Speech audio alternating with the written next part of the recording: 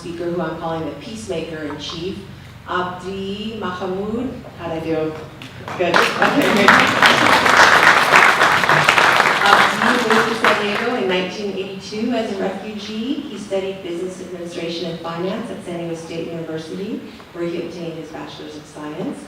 In 2007, he completed a certificate program at Stanford at the Graduate School of Business on Executive Management.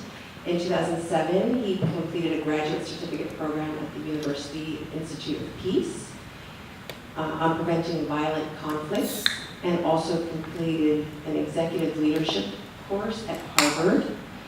So Mr. Mohamoud is fluent in both Somali and English, and he has spent the last 14 years as founder and director of the Horn of Africa Committee, which is one of the leading local refugee assistance organizations. So please help me welcome Mr. Mohamoud.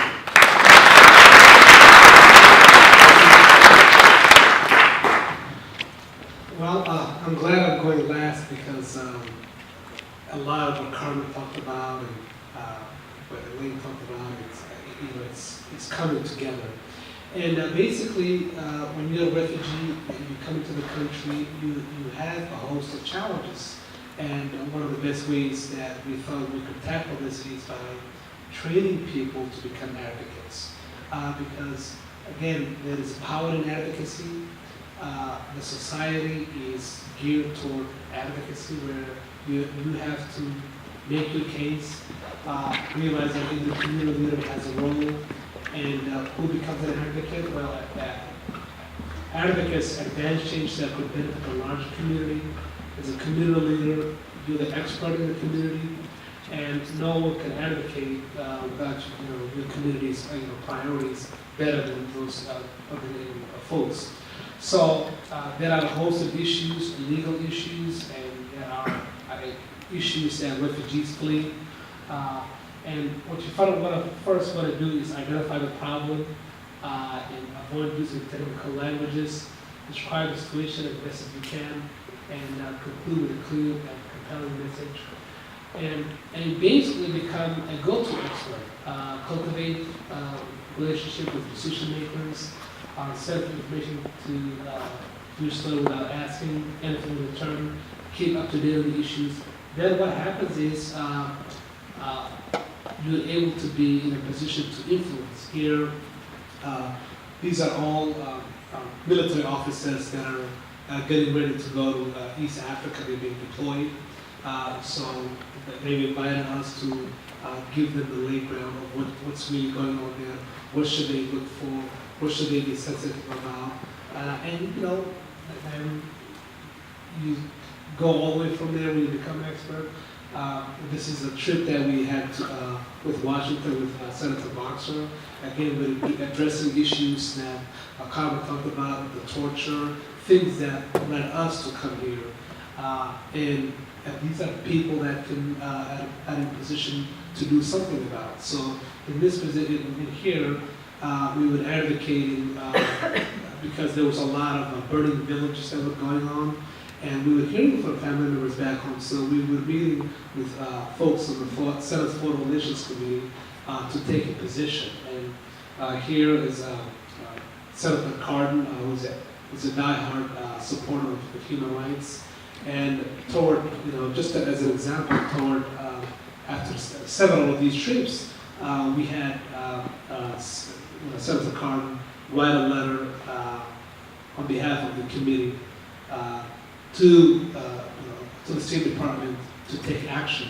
Here, we just got out of a briefing at the House Foreign Affairs Committee with the staffers and the advisors, and all of these people, they're not on the ground. These are people that can make a difference. This is Representative Ruppelsberger. He's the ranking member of the House Intelligence Committee. These are people that can make a difference. And it's amazing that they want to hear from people in our position because they want to make a difference. And this is the letter I was telling you, some of the letters that the Senate wrote on our behalf to the State Department for them to take action. Again, these are things that you can do to impact. These are things that everyday people could be trained on. And these are things that we're doing to make a difference. And how you get an issue out, you go to public hearings, you write letters to editors, advisory boards, media interviews, and as soon as once we had those trips, and we were able to then come back to the community and brief them on it, and really just empower the community, make them feel that they can do a lot about it, and just not be a victim, but not only do something to advocate on their local issues, they can also locate on refugee issues, they can also advocate on larger issues that got here.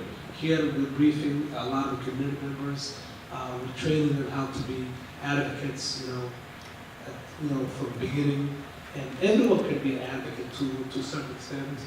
This is a meeting. This is the second meeting with women. And I wanted to, hear what's going on, and so many of them have such the feelings that are just really burning them, and to make sure that you at least do something about it brings out a very positive image. And again, change is easy. It's very incremental. They happen step by step. It doesn't happen overnight. And comprehensive change often requires multiple variables, a series of small successes to make progress, more management, less thanking. And what you also want to do is get with other groups that are not just, you can't just do everything by yourself, but connect with larger groups so you can have an impact over the long run, because it's a long road. It's not an easy road. It takes a long time. Again, there's a connection between advocates and movers. That has always been the case in this country's history. And if you want to learn more about our program and how you can be part of it, this is our contact information. I also have brought some business cards as well. So we'd love to hear some feedback from you. And just know that there are a lot of folks in our community, many of the speakers today, they're all making positive changes in the community, and the community at large is better because of it. Thank you.